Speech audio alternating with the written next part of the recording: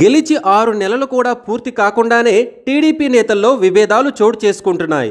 మంత్రులు, సీనియర్ ఎమ్మెల్యేల మధ్య ఆధిపత్య పోరు సాగుతోంది.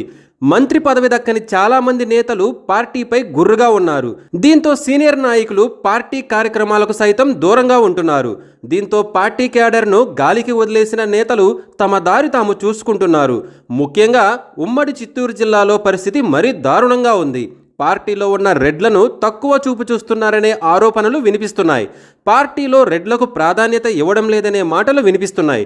కూటమి అధికారంలో ఉన్నప్పటికీ ఒక్కటంటే ఒక్క పదవి కూడా ఇవ్వలేదని ఆవేదన వ్యక్తం చేస్తున్నారు.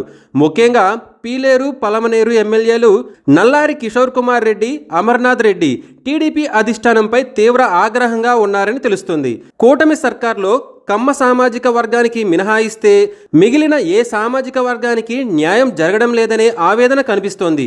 శాప్ చైర్మన్గా రవినాయుడు, అలాగే టీటీడీ చైర్మన్గా బిఆర్ నాయుడికి పదవులు ఇచ్చారు.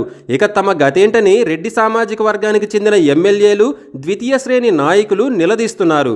కనీసం ప్రభుత్వ విప్ పదవికి కూడా నోచుకోని దుస్థితిలో తాము ఉన్నామా అని చిత్తూరు రెడ్లు నిలదీస్తున్నారు.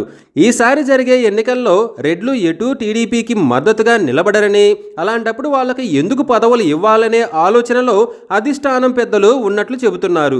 నామినేటెడ్ పోస్టులు జీవీ రెడ్డికి మినహాయిస్తే ఎవరికి ఆ సామాజిక వర్గంలో ప్రాధాన్యం ఇవ్వలేదని రెడ్డి టీడీపీ నాయకులు అంటున్నారు.